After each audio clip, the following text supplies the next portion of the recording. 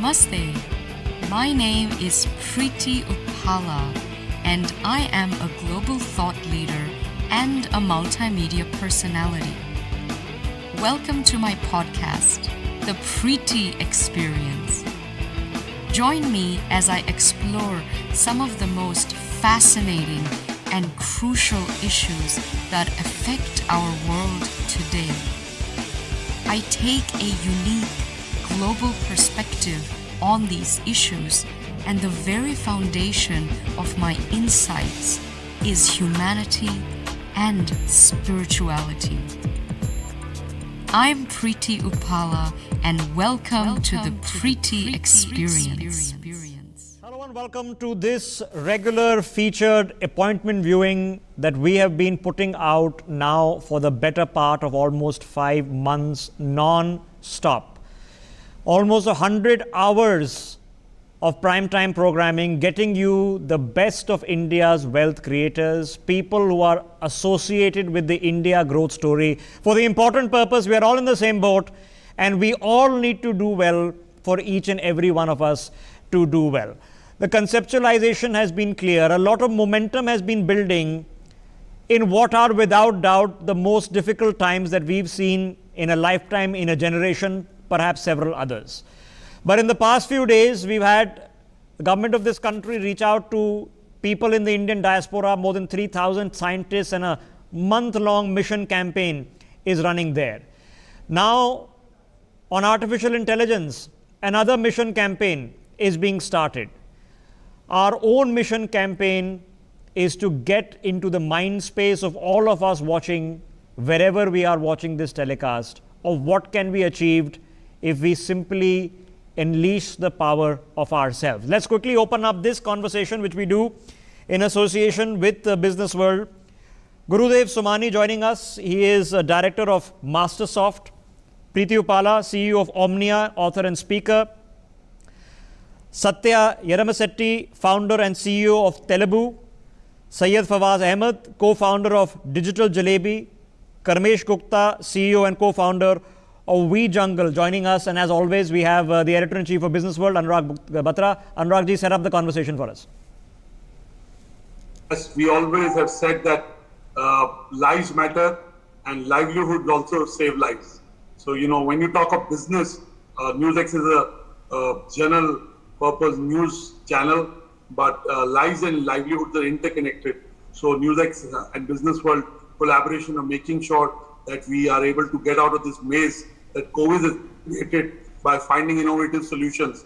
And some of those solutions may germinate on our show. So let me start by asking all the panelists about how the last 6 months have been for them and how they've pivoted in their businesses. How do they see the business over the next 6 months? We know Diwali is close by. It's almost 40 days away. So we know that Diwali will be good. The next few weeks will be good. But do we see this optimism beyond Diwali? Do we see the business growth beyond Diwali? So let me start by asking Karmesh. Karmesh, how has been your business and where do you see it in the next 6 months? And what have you done in the last 6 months to pivot, to kind of reimagine your business in the post-COVID times? Thank you, Anurag. Thank you, Rishabh, for having me here. I think if we speak about ourselves, so we are a company that serve a very basic and a crucial aspect of enterprise IT infrastructure, right? And in the last 6 months, they have been amazing for us. If you compare the quarter 1 numbers of last financial year, 1920, with the quarter 1 number of this particular financial year, we have seen a significant jump and we have grown by 360%. That's all because we have been successful in delivering the solution which has made people continue their business operations even during the pandemic, right? So last 6 months been really good. We have expanded our sales team. We extended our R&D team as well. In the next 6 months, it's something the market is opening up well. And we are hoping up a very, very good response from the market because large private enterprises are something which are a little slow at the moment. And we hope that after Diwali, this will going to be a good boost for us. Preity Upala, India was always an attractive destination for investments. and inherently all our fundamentals are strong. We still have the largest market. We have a consumer base which has a tremendous purchasing power. But tell us, how does the globe, the world look at India today? Does it look at it even more important market as compared to our eastern neighbor? So we would like your opening comments on that. And how do you think India is doing vis-a-vis, let's say, USA, UK or Canada in terms of dealing with the economic downfall created by COVID? Well, namaste everyone. Thank you, Dr. Batra, and thank you, Mr. Gulati, for having me on your show. Pleasure to be here with you as always. If there's one country that can bounce back and recover from this pandemic, it has got to be India, because this is truly an aspirational country that keeps wanting to reach greater heights as the world's largest democracy with political stability and policy continuity. And its great grand determination to diversity and democracy, of course, it makes it incredibly important. I think the one thing that the world has realized post-COVID is, number one, they don't want a world that's run by China. They would like frameworks that are run by other nations that they actually respect. It's also shown the fault lines, I think, in the Western liberal democracies in so many ways. I think India has done tremendously well considering the situation and its resources and its size. And I think almost the world is looking to India to see what it has done right, both in terms of the health of the nation, but also, I think more importantly, the economy, because it really is about the economy. I have a lot of confidence that this economy will bounce back. Some of the things that made India attractive before was it being, number one, having the largest workforce in the world, and that too young. These are young, mobile, dynamic, second largest English-speaking population in the world. In spite of that, we've lost business to Vietnam. We've lost business to Bangladesh in textile. What can we do post-pandemic to kind of seize the moment? Let's be real about it. We know that while the ease of doing business we improve, we still have a long way to go, while the Prime Minister has been able to improve it substantially. So what do you think can be done to kind of make sure seizing the moment, actually making investments happen? We know Apple is coming to India. So tell us, what can we do better? Yeah, I mean, this is a golden opportunity to make use of this. You don't get this sort of opportunity all the time. Yes, we have lost out to some of these other countries, but I think they were industry specific, let's put it that way. I think in the grander scope of thing, India does come out on top. I think it comes down to reforms. I think it's the job of the government and the state departments to have labor reforms and all sorts of reforms. Also, we are still getting good FDI, and we were receiving plenty of great FDI even before the pandemic. Some of that should actually go into the infrastructure, revamp it, I know we have a great workforce, but take it up a notch so that I think invest in the education too, so that then you have a workforce with critical thinking and sort of the basic ability that makes them even more attractive to the global market. I would want to talk to you about, it's an election year in the US. The election is almost 35 days away. That also means a lot of warmongering and China bashing. And election time is also good for military, where people buy in anticipation of a war. So how does the inactivity in defense boost economy? We'll come back to you for more comments, but let me bring in Mr. Somani. Mr. Somani, again, I would like to know your opening comments. How are you doing as a company, and where do you see it over the next 6 to 12 months? Thanks, Anurag. Mastersoft basically is a digital transformation partner for K-12 and higher education institutions. So when the pandemic struck, our first challenge was to help understand the institutions what this is exactly. And the first thing we did was ask principals to send messages to their students that they should stay at home and what should be they doing at home. So we used our platforms and we sent messages to millions of students in India through the principals. In India, even today, principals have a very high impact on students. Initially, the first challenge, since the pandemic started in the month of March, April, we had got summer holidays then. But the first challenge came in June, July, August, when we had our admission season going on. And institutions were not ready during that time to have their admissions online. So this is what we did. We first enabled institutions to go online with our admission systems and all. Later on, we have been helping institutions to govern themselves using various virtual platforms. So most of the faculties, principals in the Indian higher education, especially in Tier B and C cities, they were not very well versed with Zoom or Teams or any other platform. So we first helped the principals understand how they can conduct their daily meetings on virtual platforms. Apart from that, there was a chaotic situation initially. So we ensured that principals stay in touch with their students via various platforms.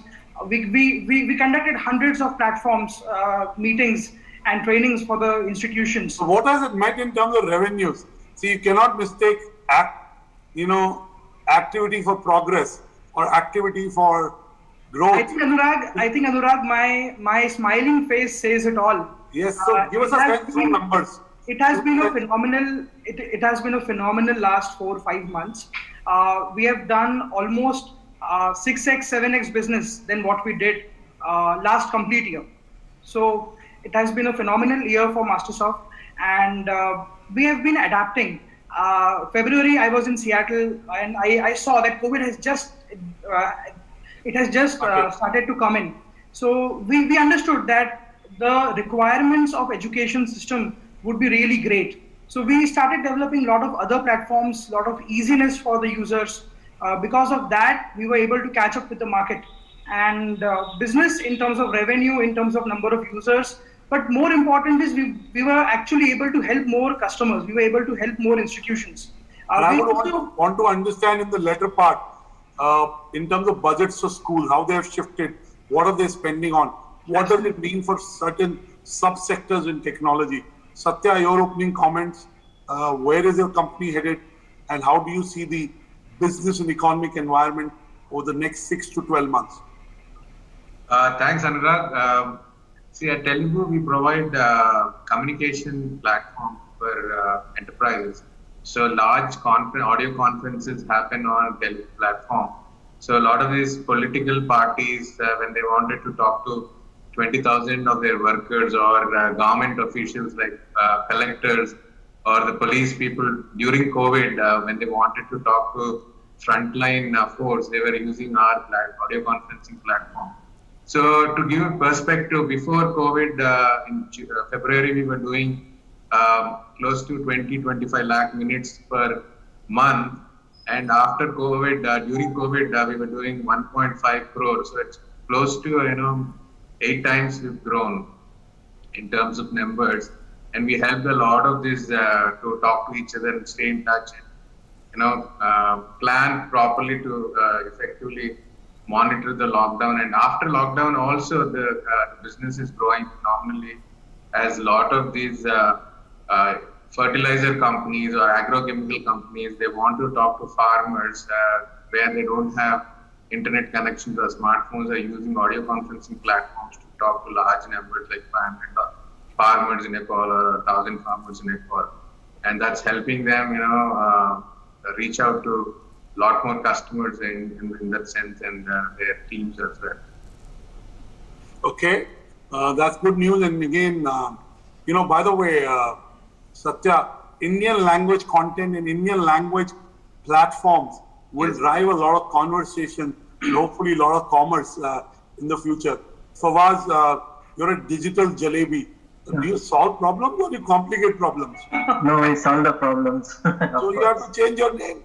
Jalebi in colloquial terms means something that's complex. It's sweet, but it's complex.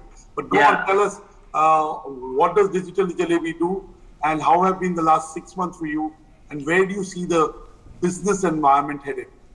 Yeah, thanks, Anurag. We are a new media design studio. We make interactive installations and events being a big part of our business.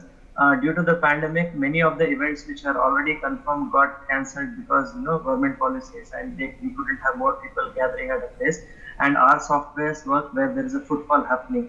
So we understood the need of a virtual platform which would satisfy the need of the alternative for physical events. So we spent around 2.5 months in making our own platform because at that point of time, in February, there were very few companies which are not in India who had their own platform. But we wanted to make our own platform which would give complete flexibility to our clients to create their own events as they wanted with the experiential elements, as well as we could wanted to give them support what our clients couldn't get from the foreign platforms. So we invested, our whole team changed in terms of the skill sets. They upscaled the operation teams who were handling the physical events now had to learn new softwares to manage the virtual events. So it has been a quite challenging times, as well as it has been a good. And tell us a bit about adoption, because I am aware, being a media company, we do over 170 events. We've taken them digital. These are large format events. So did NewsX. So we use a couple of platforms. Tell us what is unique about your platform and what has been the adoption like? Because there are many platforms. I can tell you that. We also have a platform on the business of events. It's called everythingexperiential.com. So we understand. So tell me, what is special about your platform? I think it is the flexibility in terms of, because we are a new media design studio, we were into virtual reality, augmented reality, holographic projection mapping. So these are the experiential elements which would make every event unique. So we have tried to incorporate those experiential elements into our virtual events platform, which I think makes it stand apart. And the ability to respond faster. So our turnaround time in 2 to 3 weeks, we are able to pull off an event, which is quite a good thing, which I think is our unique point. Fawaz, let me ask you this question and give me a sense of that. I know you have a vested interest in digital doing well, but today we are doing digital events because we have a compulsion of not being able to do physical events. The government of India has allowed from 15th October B2B events and exhibitions, but I'm not sure we will be doing them so soon because one, there is an efficiency in doing it digitally. Second, the investments are lesser. Third, there is a fear factor. Let's be very real about it. So tell us, do you see once we have a choice, we will still do digital events or we'll go back to a fully physical world of events? See, each has its own charm. My personal preference would be a physical event because once you are inside an event, you are involved there. Your whole body, your senses are completely there. So what effect you can have on an audience is much more in a physical event. But looking at the positive aspect in terms of reach, in digital you can reach out to a larger audience, and and of course, like you rightly mentioned, the cost. The cost to reaching out is much lesser. But again, the attention span, adaptability, people having the right equipment at home, so and that they can be sales connectivity. Yes, yes. I know we do e-demos in our platform, all that, but they're not the same as somebody coming to a stall, actually spending 10 minutes, 15 minutes with you. So I think it's the jury is still out on whether it'll be fully physical or it'll be a hybrid model. If you talk to anyone in an industry like education or events, they say it'll be hybrid in the future. But we'll see where it goes. Never. COVID has taught us never say never. You don't know. We don't know. Say we don't know. If we knew, we would have solved COVID by now. Coming back to you, Preity, again. Tell us in terms of the defense economy, in terms of the military economy. How do you see the next 3 months? Do you see India making, so to say, acquiring more ammunition in terms of more fighter jets, more advanced fighter jets? For example, while we've been offered the F-21s, India wants the F-35s, which only America has and Israel has. F-35 are the 5th generation. So Rafale, we have been offered more, 30 Rafale, I'm told, if at all we are in a warlike situation. So tell us, that is also commerce. Defense is a very large industry. It is not just a need for survival, but give us a sense of how the geopolitics and geopolitical realignment is also creating opportunities in economy. Oh yeah, fantastic. I mean, there's nothing like the war economy. It's like, well, one of the few times in a cycle of a nation when they do well is actually during a war and right after. Geopolitically, I think we're in a sweet spot. This is the closest we've been to the United States with much more I mean, there's a push to get even closer, not just financially and militarily, but in many other ways. I mean, Ambassador Nikki Haley, the former U.S. ambassador to the UN, recently at a U.S.-India conclave said that the U.S. is finding out who its real friends are during COVID, and she looks at India as a natural ally with shared values and interests, and she wants us to work together. And so did John Chamber. He said the same thing. He said that in Modi we see a leader who is really putting together all the pieces of this nation, and he predicts that India is going to have a growth that the world has never seen before. Regarding and he's put his money where his mouth is. He's invested in Indian startups. He's some of my friends who are very young and very, very enterprising and may go on to build very big companies. So exactly, John has put his money. And Preity, there is this debate. As I said, it is the election season in the US. We, India, are invested in it because we're a large partner for America. There is always this debate, who's better for economy, and the sentiment right now is Republicans are good for India. But traditionally, irrespective of whichever government, we've had broadly good relationship. Give a sense of what do you think? Well, on the one hand, yes, Indian Americans have traditionally always voted Democrat. However, I think due to some looking at the stance that the Democratic Party has had towards internal matters of a sovereign nation and our own domestic issues, whether talking about the stand of some of the Democratic Party members on the Kashmir issue when the Article 370 was abrogated. And the CAA and NRC.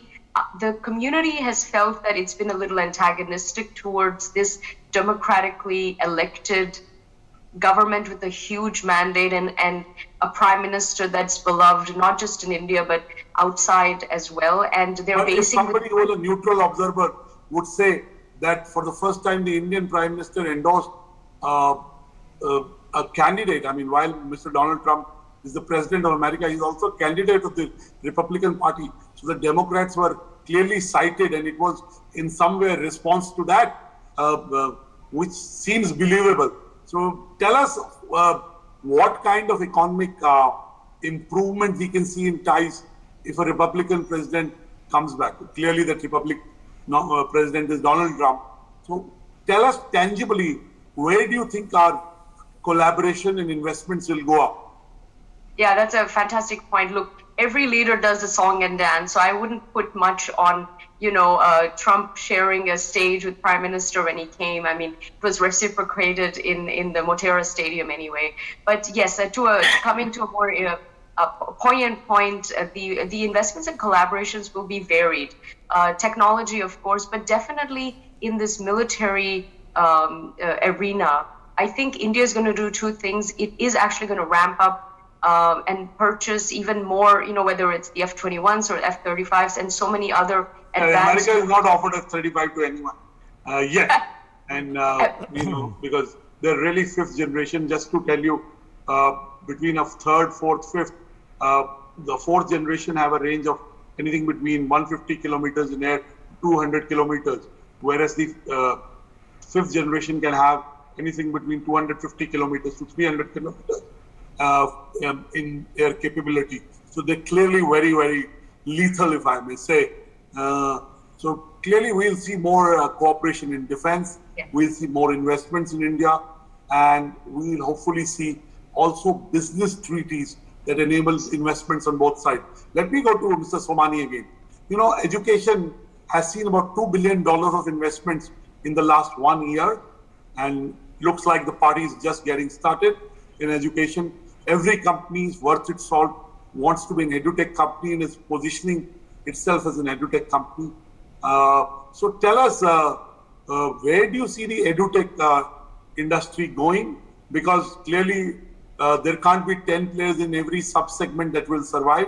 There will be one or two segments. Also the biggies like Google, Facebook, Jio are getting into education. So clearly, there will be consolidation at some stage. What do you think will separate the boys from the men or the girls from the ladies? So, as you rightly mentioned, everybody today wants to be in edtech, and we have been seeing investments with billions of dollars in not only in India, actually across the world. When you check what's happening globally, India still has a very small pie. Having said that, Indian education system is one of the largest in the world after China, and most of the investments that are currently coming in are in the relearn and the upgrade yourself, reskilling, yes. Also post-school education, Post-school education, employability, and basically for the employability. So I still see that there is a lot of scope for more players, especially to help institutions run themselves better. And with the national education policy coming in and the cross-functional teaching that is going to happen, I'm not sure after 5 years what would be the role that the edtechs would be playing, because the same level of education would be provided in the schools and colleges. So now you have a standard 6-7 kid who would be learning coding, and you will be having an undergraduate who would be learning big data and data science. But Gurudev, sorry to interject you. Can you just help us understand? What are you saying? Are you saying that CBSE will be producing its syllabus like Byju's is producing its syllabus right now? That's what you see the future is? That instead of an NCERT textbook, we'll have NCERT video books? Absolutely. I won't be surprised if NCERT comes up with video lectures or if NCERT comes up with video books. We should really focus on the national education policy.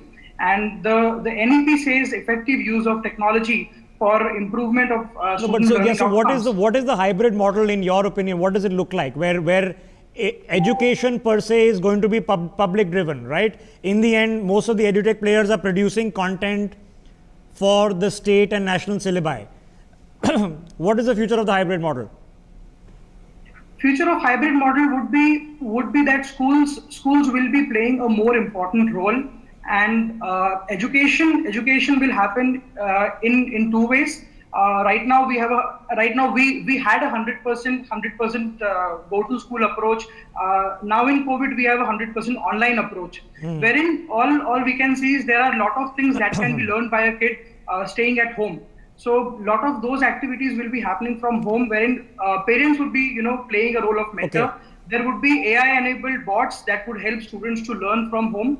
Apart from that, for a lot of other activities like collaboration, like physical activities, students would be going to school as well. Okay, so somebody is going to have to land that NCERT contract. That's going to be a big business in itself, the public sector of this. Can we just rope in Karmesh? Karmesh, can you hear us? If you can, I can. Tell us about a bit about WeJungle, and what your experience has been as Anurag has been asking the others. Absolutely. So we are a comprehensive product which enable organizations to manage and secure their entire office network and remote network through a single window. So we have been doing business across 27 countries, been into the sales for around 27, 28 months, grown well with a year-on-year progress rate or growth rate of 450%. And we, I think, have been much focused onto the SMB segments and government segment initially, and now moving towards the large enterprise side. I think the government policies, especially the Ministry of Electronics and DSCI policies and related to public procurement order, specifically for cybersecurity products, has proved you can say a major milestone in the journey of a startup, where they have actually exempted the startups from the experience and turnover criteria. Okay. Moreover, they have actually given us the flexibility in terms of the foreign certifications which are required to do business. Okay. So those are the two things. Yeah. Okay, so just help me understand this. What problem that are you solving for an SME that is not available from, off the shelf kind of products that you and I use as a consumer? Correct. So currently the market in the cybersecurity side is quite distributed. So you need to purchase multiple standalone products if you want to solve the entire stack, or if you want to have the entire stack within the office or network security purpose. So the factor is, like, we being a comprehensive solution are focusing upon delivering the essential stack through a single product. Okay. Right. This basically brings down the investment. This basically also simplifies Okay, the so management you guys part are you of guys it. building your own product? Yes. Okay, so where do you see Yes. cybersecurity in India going? Because we're talking about, data centers. If you want to do data sovereignty in this country, you're going to be looking at massive explosion over there. Correct. So where do you see cybersecurity in India developing to the point where we are now becoming the global brand names, or will it still be just fitting? And if we sort of handle our own market good enough, that's a big enough pie. Absolutely. I think the market in the India is not old. The number of cybersecurity startups which you will see, 90% of them have got incorporated in the last 1 decade, right? And when it comes to the global names, Indian companies are really working hard. You will be surprised to hear that I know more than 30 plus Indian product companies which are selling well in 20 plus countries worldwide. So we are really the front runners on the Industry 4.0 side. And if you talk about the preferences which are being given in terms of maybe data localization, so there's a lot of preference from the government side as well, and in terms from the large enterprises too. And like National Cybersecurity Strategy is also about to be launched this particular month. So this will also going to add up a lot of preference to the Okay, Indian how companies. serious is the threat, both in terms of industrial espionage and in terms of reality, that we are not secured? We don't have national firewalls in this country to the level like other countries have national firewalls. How serious is the threat for viewers watching? Absolutely. So when it comes to the consumer side, it's really, really very scary. The fact is, the consumer-centric cybersecurity aspect can only be handled with the awareness. If you're not aware, definitely you'll be falling or becoming a victim one day or the other. When it comes to the enterprise side, large enterprise really do have funds in order to procure the products and deploy it in their infrastructure. And coming to the SMBs or startups, I'll specifically talk about the companies which are of size up to 200 or 300 people. Yeah. There's a lot of gap. They really do not have the products which are meant to procure or meant to be securing their. Okay, I'm going to, before I take a break, I need to go to the others also. Before I take a break, just help me understand. A lot of the work we do, for example, now is not happening on local platforms. A lot of my work is happening on WhatsApp. This meeting is happening on Zoom. They're all various kind of products. How do we become cyber secure? If I come to you and say, listen, you'll find all these holes in my security, how do I actually fix them? So if you're talking from the consumer saying nothing much can't be done, it's all about the awareness aspect. Okay. But if you're talking from the enterprise side, who really have the endpoint protection deployed in the appliances, they can actually control it in a very concrete way. Okay, all right, just stay with me. Satya, what is the scale now of the opportunity when we are talking about a virtual economy? Not an online economy, a virtual economy, where like this is, we are part of the virtual economy. I'm of course having to pay a software provider to host this meeting, which is being telecast, right? So Yes. they're making money out of the license over here. So what is the scale? Is there a scale? Do we know the math of what the scale is? Because all you guys are reporting 4 times, 5 times, 8 times, 9 times. But is there a scale? Scale, if you take Zoom, they've grown 8 times from the time COVID struck. So they were at around 600 million. Now, they're something around 2.4, 2.5 in terms of revenue billion. So that's one company that we're talking about. So if you take across the spectrum, that will be hundreds of billions of dollars that we're talking about. Okay. We see a lot of companies moving their business online. Sari shops, people who are now selling saris on WhatsApp, sending pictures of saris to housewives and their regular customers. So how lopsided, Satya, how lopsided is it? I mean, us working on American platforms, in the end, I have to qualify them as American platforms, WhatsApp, Facebook, Zoom. How lopsided is it? How much market share can you guys actually compete with? By you guys, I mean startup or businesses here in India. So as long as customers don't care about what country of origin of the product, and as long as the product works well, Indian companies have to compete with global companies in terms of features and in terms of understanding local requirements and customize it according to their needs, then we can take some market share from the global players. Okay. And that's the advantage Indian companies will have over the global companies where they don't understand, or they would take time to customize and understand. Okay, what do you make of this new government model? They've recently, MyGov had this competition, for one of the best softwares in the country, that they want to do a competition-based model rather than a tender-based model. What do you make of this idea? Is it a good idea? Do we need to do it better? Is it not a good idea?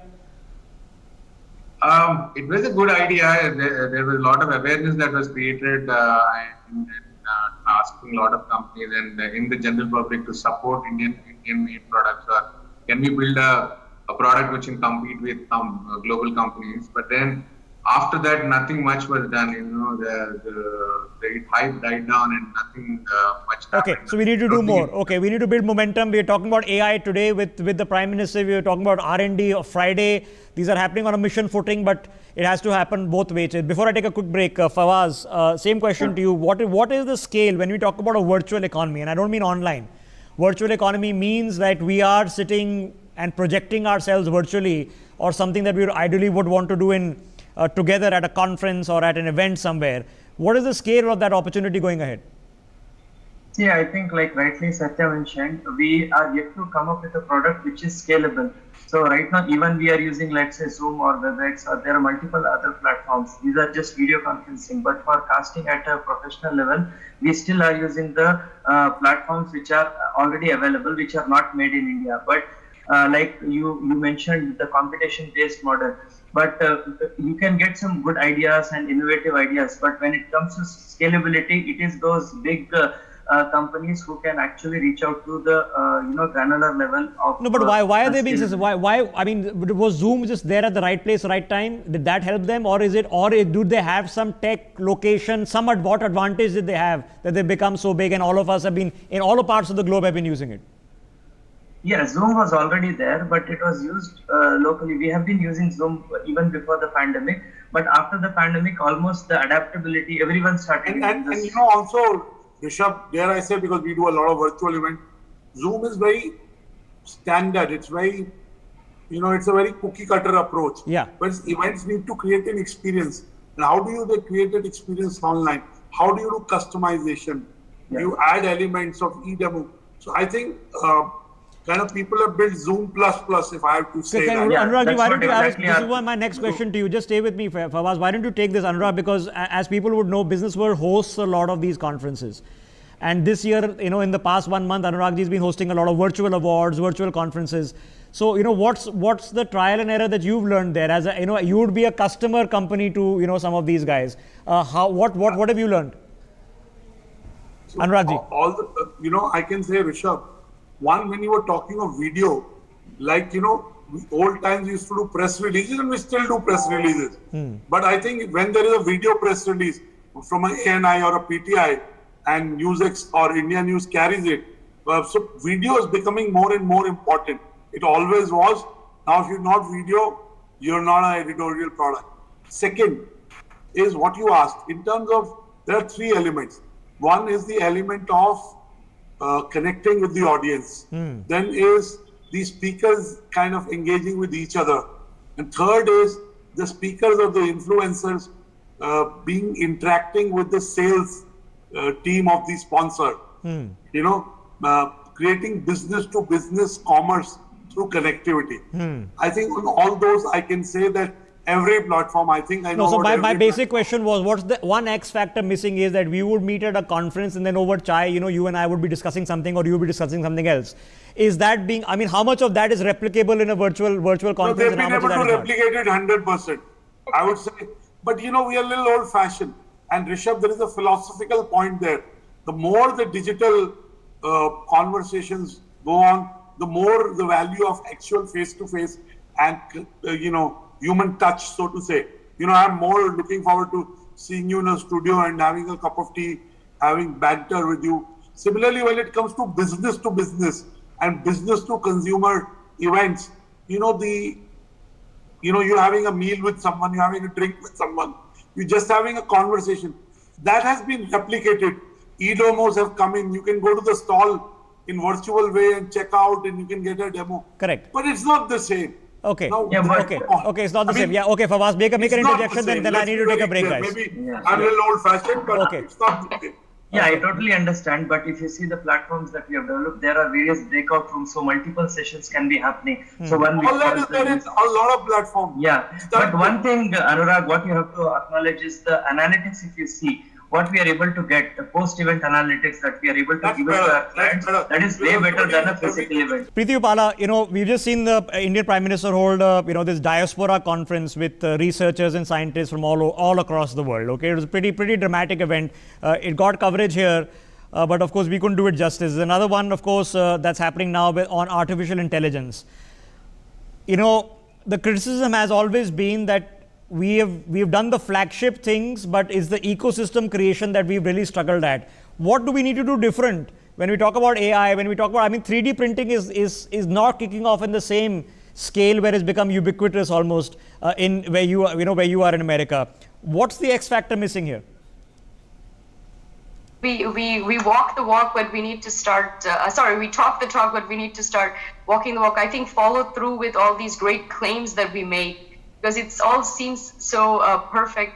But I think a lot of support needs to come from the government in encouraging smaller businesses, entrepreneurs. I think we need to really change our mindset from the system that we've had all of these decades to, being an entrepreneur is great. The whole free market, capitalism, and the more you make, the more prosperous the company or the person is, the more you can do for your country. I think somewhere in the subconscious of the Indian mindset is still this, old socialist mentality, which it creeps up in places that you would never imagine. So it's a matter of really changing the way we even look at business and money and progress, prosperity, and so on. I think also where we've been lacking is our communication. I think India is a great country. We have such great scientists and innovators, but how do we communicate that to the world? How do we let the world know how brilliant we are and what we're coming up with? Okay, no, but is it changing? When we talk about being Bangalore and us simply doing back office work, our software industry is considered, you guys are back office people. I called Bangalore the sweatshop of the world. No, but it has been call center operations are tough operations. They are odd hours, difficult operations to do. But is the logic changing that instead of a back office, you're the front office now of the world? Is that happening, or is it wishful thinking? I think it's in the process. Nothing happens overnight. I think this is the best time ever if we wanted to make that claim and actually manifest it. I think the world is also looking for other countries, other solutions. That's where we step in. So we have to do a better job at communicating, I think, our capabilities. For example, India has the second best space program in the world, second only to NASA. How many people in the world know that? How many Americans know that? Only when it was aired on TV, when we had the Mars mission, the Americans found out, wow, India's doing this is brilliant. But the whole world needs to know of our capabilities. That's on us. I've got a few minutes left before I hand over back to Anurag ji. I have to ask you, Gurudev Somani, what is the one, we had that comparative advantage logic, and it was a cost logic which led our software developing model. TCS is still the biggest earner for Tata Enterprise, Tata Sons, biggest earner, still killing it there. But we've seen a lot of competitive markets. Vietnam has been one, Indonesia, Malaysia have caught up over there. So what are we doing now? Because when we look at all these global companies who are employing people like you, and many of you have spent time abroad and you come back here and are running your own companies, what is the one place where you see competitive advantage, the one area where you say, this we've got it nailed? Gurudev. I think the Preity, let Guru take that. Gurudev. I believe the Indian people make the biggest differentiator that we have. Can't hear you. Yes. Am I? We can. Go ahead. Yeah, go ahead. Yeah. So I still believe the Indian people, the Indian students, the Indian education system is a big differentiator as compared to Bangladesh, Vietnam, and other countries. The single window option, which the government is soon coming up in almost all the states, has been a major boost for industries. Okay, across but the where? world. I mean, where do you see it? I mean, if are we going to be number one data center operator in India, in Asia, or forget, or maybe world? Are we going to be number one 3D printer manufacturer? Are we going to be leading the space? Are we going to be leading EVs? Where do you see it? Are we going to be leading edutech? I mean, that should be an obvious one where we should be leading. Where do you see it? I think we would be world's best software products producing nation. We have got the best minds at work. Look at the kind of products that we have built. And we have Bangalore, we have Chennai, we have Hyderabad, and there are so many companies that are coming up. So I think India would change the world by the software All right. product. Okay, Karmesh, same thought to you. Where do you see us? I mean, what can we nail space out of the park? That, India number one, 40%, 50%. It's going to be a $1 trillion market. 30, 40, 50% is controlled by India and Indian companies or India's space ecosystem. We need to nail defense.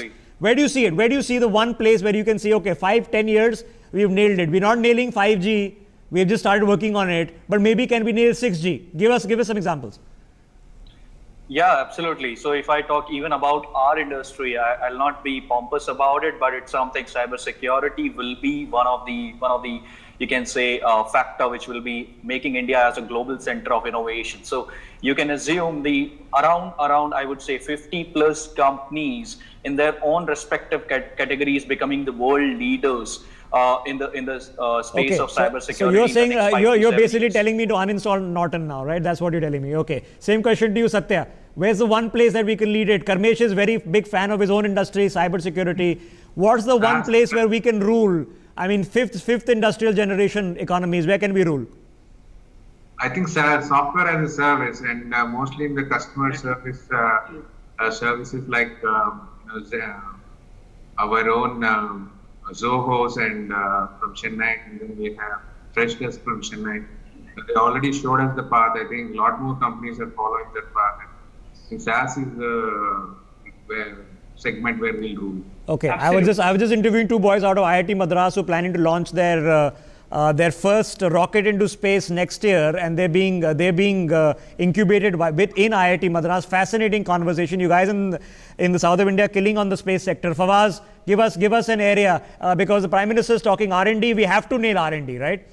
We have to become the number one R&D center in the world. We have to nail AI. I don't know how we nail AI. We are so far behind right now. What do we do?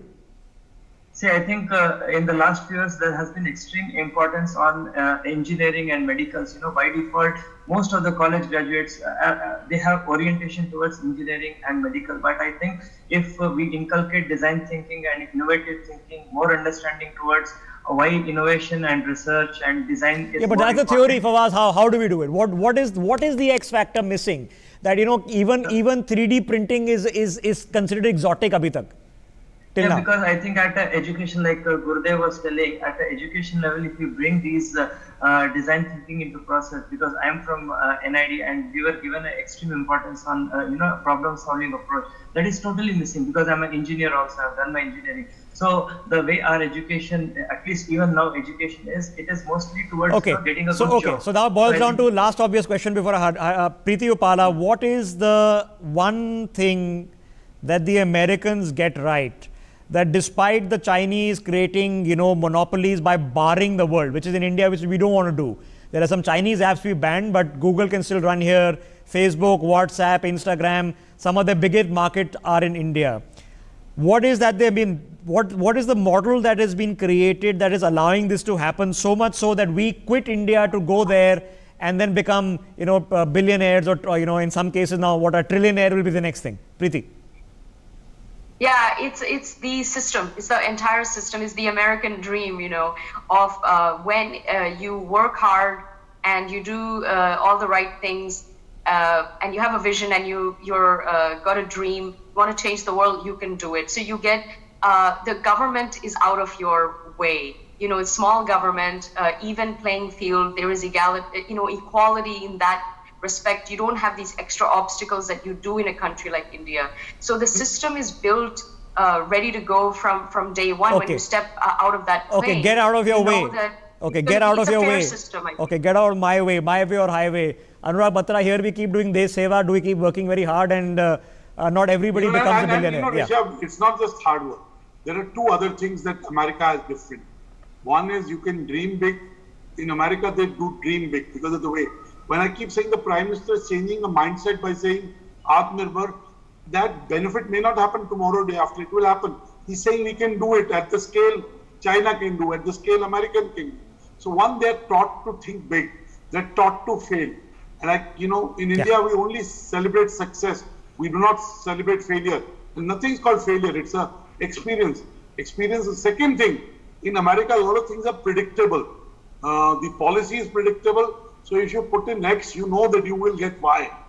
In India, we still have a long way on both these things. So that's...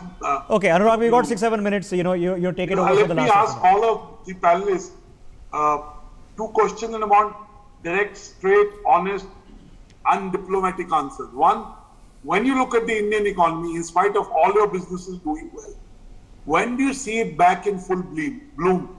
Like it's firing on all cylinders and we are back to 6%, 7%, maybe even 8%. In 6 months, in 12 months or 18 months?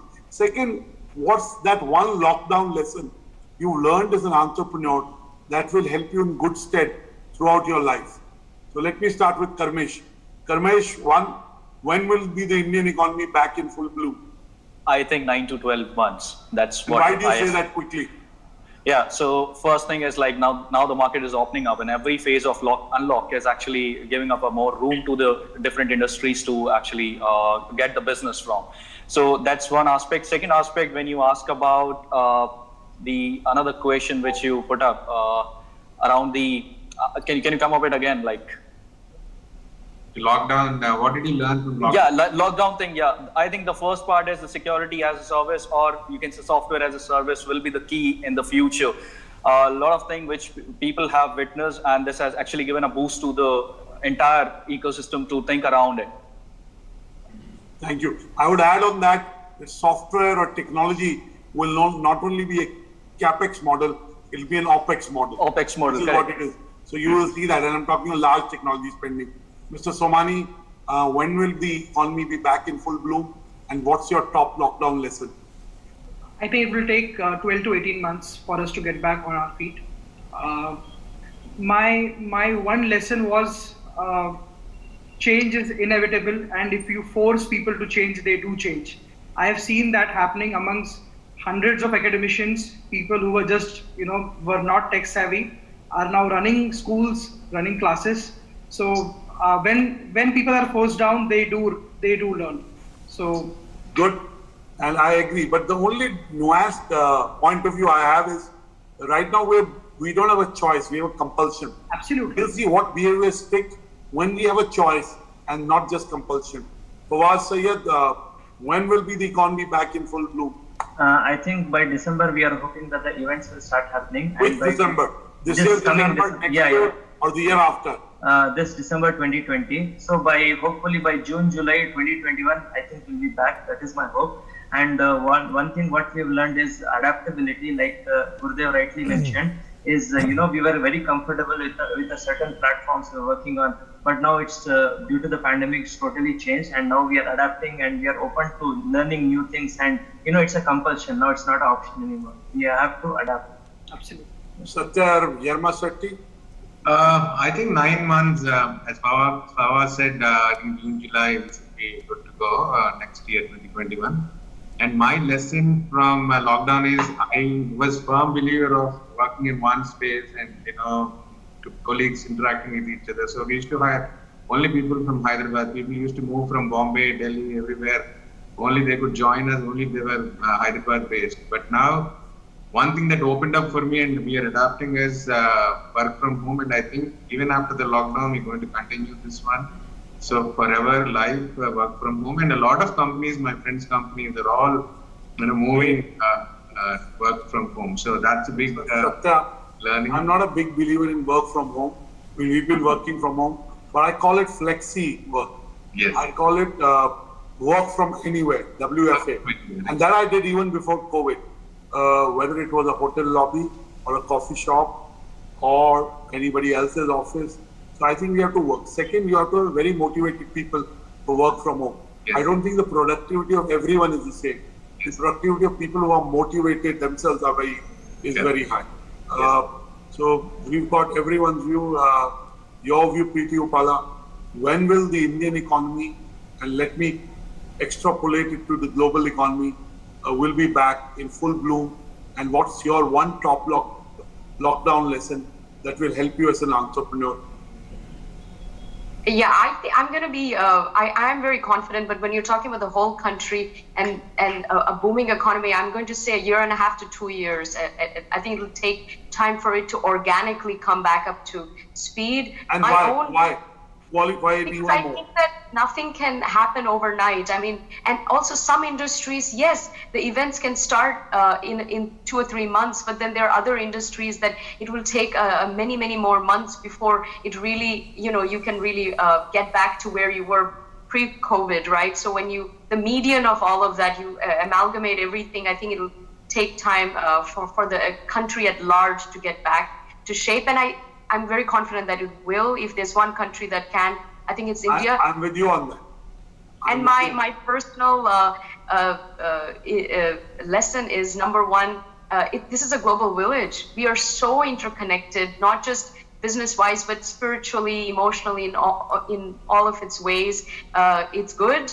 The oneness and interconnectedness is a great thing. The flip side is, when we're so this deeply entrenched in these global supply chains, there's a domino effect, as we've seen. So I think we need to have our wits about us moving forward and make sure we are not that supply chain.